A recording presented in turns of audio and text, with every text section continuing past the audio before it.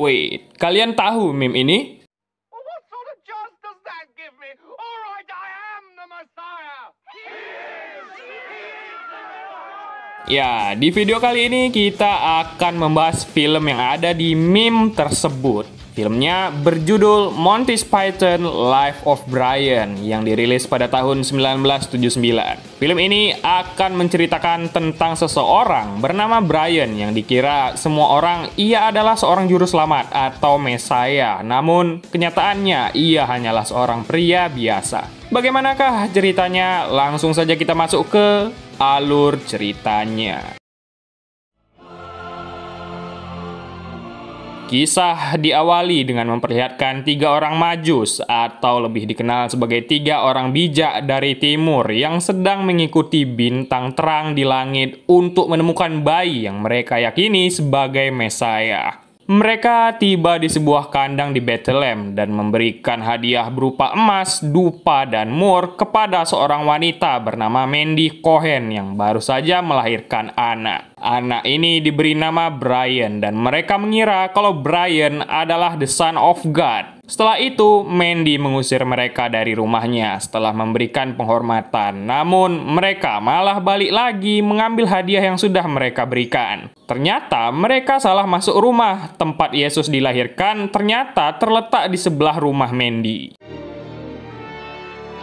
Bertahun-tahun kemudian, Brian kini telah tumbuh menjadi seorang pemuda biasa yang tinggal bersama ibunya. Di hari itu, mereka menghadiri khotbah Yesus di atas bukit, tetapi mereka terlalu jauh dari pembicaraan sehingga tak mendengar dengan jelas. Daripada mendengar ocehan tak jelas, Mandy mengajak Brian untuk pergi saja dari sini. Sementara itu, akibat Mandy yang teriak tadi, orang-orang yang tak bisa mendengar pidato itu malah berkelahi yang membuat barisan belakang menjadi rusuh.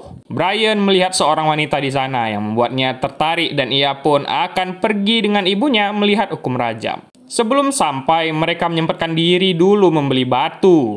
Di sana yang akan dihukum adalah seseorang bernama Matthias. Diduga ia sudah menghujat nama Tuhan dan hukumannya adalah hukuman rajam. Banyak orang yang berkumpul untuk melihat hukuman itu, namun hampir semua orang di kerumunan menggunakan jenggot palsu dan menyamar sebagai laki-laki karena di saat itu hanya laki-laki yang boleh melihat hukuman tersebut. Saat tengah membaca aba-aba, ada seseorang yang melempar batu secara diam-diam. Imam itu marah dan menyuruh orang itu pindah ke belakang. Matthias pun bilang, ia bukan menghujat Tuhan, ia cuma berkata Yehova. Namun, mereka menganggap itu adalah penghinaan. Imam itu tak sengaja juga mengatakan Yehova, sehingga malah dia yang dilempari batu sampai penyet.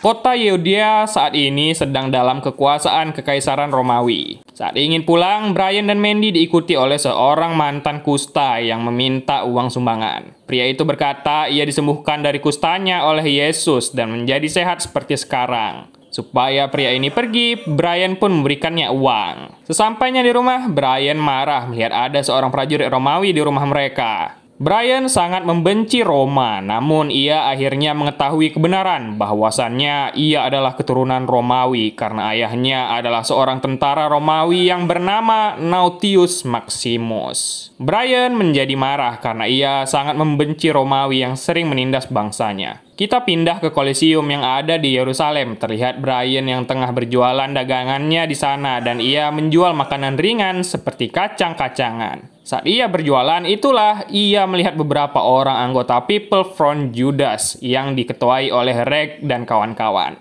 Di sana juga ada wanita bernama Judith yang menarik perhatian Brian. Kelompok ini merupakan kelompok orang-orang yang tak suka dengan Romawi dan mereka tengah mengamati situasi untuk melakukan aksi sabotase terhadap kekuasaan Romawi. Saat itu pertandingan di Kolosium dimulai, namun peserta yang ada di bawah hanya kejar-kejaran saja. Brian pun mendatangi Reg dan kawan-kawan. Ia ingin bergabung dengan kelompok mereka karena katanya Brian sangat membenci Romawi. Melihat niat Brian, mereka pun menerima Brian, sementara salah peserta Kolosium mengalami serangan jantung.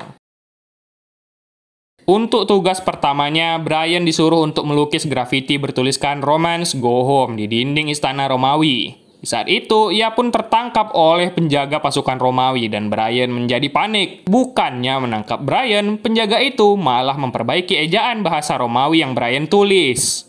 Brian pun disuruh melukis dinding itu sebanyak 100 kata sambil diawasi pasukan Romawi. Setelah selesai, di keesokan harinya, penjaga lain sadar kalau ini adalah bentuk pemberontakan, sehingga Brian pun kabur. Brian diselamatkan oleh Judith. Judith membawanya ke markas People Front Judas.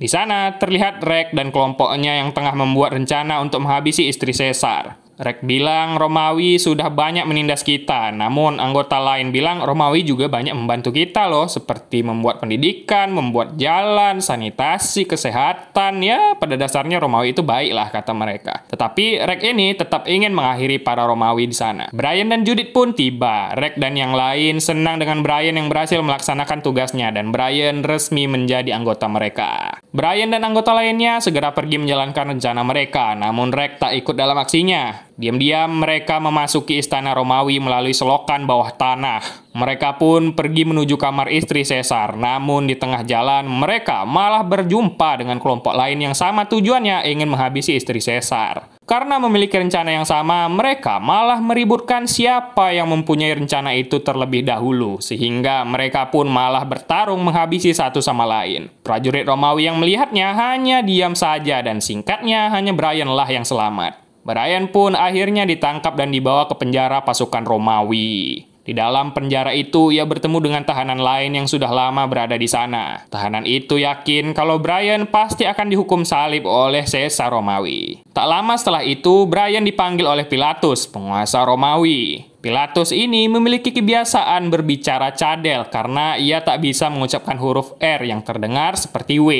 Pilatus mencoba menunjukkan kewibawaannya, namun karena cadelnya, justru ia malah menjadi bahan candaan para penjaga dan prajurit. Brian berkata dirinya adalah orang Romawi, ayahnya bernama Nautius Maximus yang membuat penjaga itu tertawa. Menurut penjaga, nama itu adalah lelucon, namun Pilatus berkata kalau dia memiliki teman bernama Biggus Dicus. Banyak prajurit yang tertawa mendengar nama teman Pilatus, yaitu Biggus Dicus, yang membuat Pilatus menghukum mereka, sementara Brian berhasil kabur dari sana. Brian pun kabur, dirinya menaiki sebuah tower lalu terjatuh dari atas tower itu, masuk ke dalam pesawat alien. Alien itu membawa Brian keluar angkasa, dan sialnya pesawat alien itu tertembak jatuh oleh musuh yang membuat mereka jatuh kembali ke bumi, namun Brian masih saja selamat. Prajurit Roma masih saja terus mengejarnya, dan di sisi lain terdapat banyak orang yang sedang berpidato guna membuat orang-orang percaya kalau mereka adalah nabi. Brian yang panik langsung ingin membeli janggut palsu agar dirinya bisa menyamar, namun si penjual tak senang dengan Brian yang langsung membayar uangnya. Penjual itu ingin melakukan tawar-menawar dulu sebelum Brian membelinya. Penjual itu terus saja memaksa Brian menawar, dan setelah selesai, Brian juga diberi sebuah labu, dan setelah itu ia pun kabur. Brian sampai di markas People Front Judea. Rex dan yang lain terkejut melihat Brian yang masih selamat. Brian membawa pasukan Romawi ke tempat itu. Brian bersembunyi di balik pintu tepat di bawah para pengkhotbah. Pasukan Romawi pun memeriksa rumah kediaman itu, namun mereka tak menemukan apapun di sana. Rex marah ke Brian karena Brian membawa pasukan Romawi ke markas mereka, dan tiba-tiba pasukan Romawi tadi datang kembali untuk memeriksa ulang. Pasukan Romawi itu menemukan sendok di tempat itu dan pergi kembali. Saat itu pula Brian terjatuh ke bawah seperti menggantikan para pengkhotbah. Agar dirinya tak dicurigai, Brian pun mulai berbicara dengan bijaksana ala-ala Mesias. Brian pun mulai ngalor ngidul yang membuat orang-orang yang mendengarnya mulai percaya kalau Brian adalah seorang Mesaya. Brian juga berhasil selamat dari kejaran prajurit Romawi yang tak menyadari dirinya. Orang-orang yang penasaran dengan kata-kata Brian pun mulai mempercayai kalau dirinya adalah seorang Mesaya dan memuja labu yang dibawa Brian.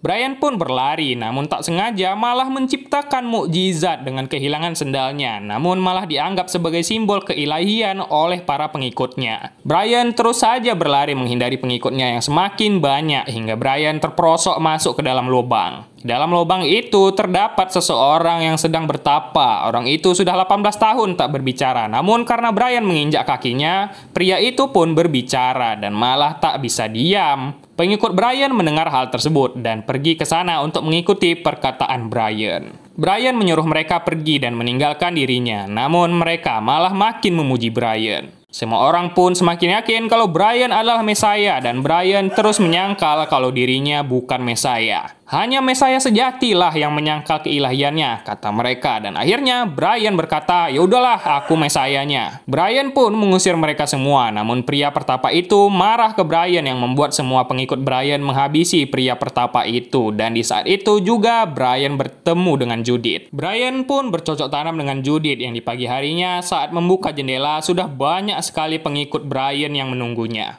Saat itu, ibu Brian pun tiba dan ia marah karena banyak orang asing di depan rumah mereka dan ia mengusir kerumunan itu. Namun, kerumunan tersebut tetap saja menunggu Brian. Karena kerumunan itu juga memuji Mandy sebagai ibu Mesaya, akhirnya Mandy mengizinkan mereka berbicara dengan Brian selama semenit. Brian pun menemui mereka. Brian minta untuk agar mereka berpikir sendiri serta tidak mengikuti siapapun secara membabi buta. Namun ironisnya, mereka justru menafsirkan perkataan Brian sebagai ajaran suci baru. Brian semakin terkenal di antara para pengikutnya, termasuk para pemimpin daerah di sana juga mengikuti Brian, ya termasuk Rex. Judith mendatangi Brian, dirinya kagum dengan Brian yang ia anggap sebagai pemimpin spiritual yang dapat menyatukan orang-orang. Saat itulah Brian pun akhirnya tertangkap oleh pasukan Romawi dan dibawa kembali ke hadapan Pilatus. Brian akan dihukum salib dan di sana si Bigus Dicus yang dibicarakan Pilatus kemarin juga ada. Rex dan kelompoknya kembali merencanakan untuk menghancurkan Romawi dan Judith datang untuk memberitahu kalau Brian ditangkap pasukan Romawi. Bukannya pergi menyelamatkan langsung, Rex malah melakukan penyusunan rencana padahal Brian akan disalib nih. Brian pun akan dihukum bersama para narapidana lainnya. Di sana ada seseorang yang bilang kalau dirinya ingin dibebaskan, namun ia hanya bercanda katanya. Padahal ia ingin dibebaskan beneran. Di sana, Pilatus mulai pidatonya di hadapan masyarakat Yerusalem. Saat itu, Pilatus diolok-olok oleh masyarakat karena dirinya yang tak bisa mengucapkan huruf R. Karena temannya diolok-olok, Bigus Dicus mengambil alih. Ia sama dihinanya juga dengan si Pilatus dan para masyarakat hanya bisa tertawa mendengar mereka. Semua narapidana disuruh pergi membawa salib mereka sendiri menuju lapangan. Judith tiba, ia bilang lepaskan Brian kepada Pilatus dan Pilatus langsung menyuruh petugasnya untuk melepaskan Brian dari penyaliban. Brian sendiri sedang pergi menuju lapangan dan di sisi lain Rex dan kelompoknya sedang pergi untuk menyusul Brian. Setibanya di lapangan, semua orang narapidana pun mulai digantung di tiang, bahkan Brian pun tak luput digantung juga. Setelah itu, Rex dan kelompoknya pun tiba, namun bukannya menyelamatkan Brian, mereka malah memberikan pidato motivasi lalu pergi meninggalkan Brian yang mereka anggap sudah berjasa untuk organisasi dan menghargai pengorbanan Brian ini.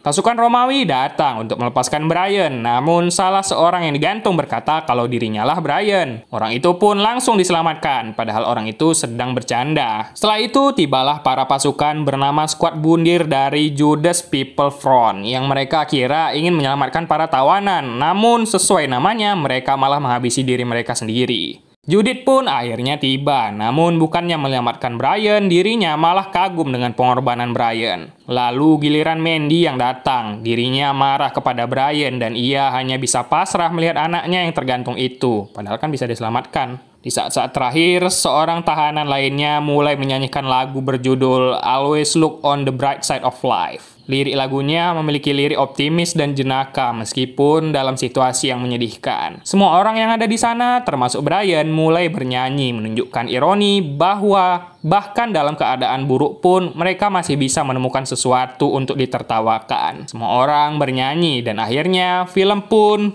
berakhir. Yap, bagaimana filmnya teman-teman? Sangat absurd sekali bukan? Kalian boleh request film jadul apa yang harus kita rangkum selanjutnya, terutama durasinya yang 1,5 jam ya, agar tak terlalu lama mengeditnya. Ya, hitung-hitung sambil menunggu film terbaru muncul. Baiklah, mungkin sekian dulu untuk alur cerita film kita pada kali ini. Jika ada saran dan masukan, silahkan tulis di kolom komentar. Bagi yang baru saja bergabung di channel ini, silahkan kalian like videonya dan di-subscribe. Jangan lupa ya. Kalian jangan lupa komen juga. Terserahlah kalian komen apa aja. Yang penting algoritma channel ini naik. Baiklah, saya Mario pamit undur diri dan adios.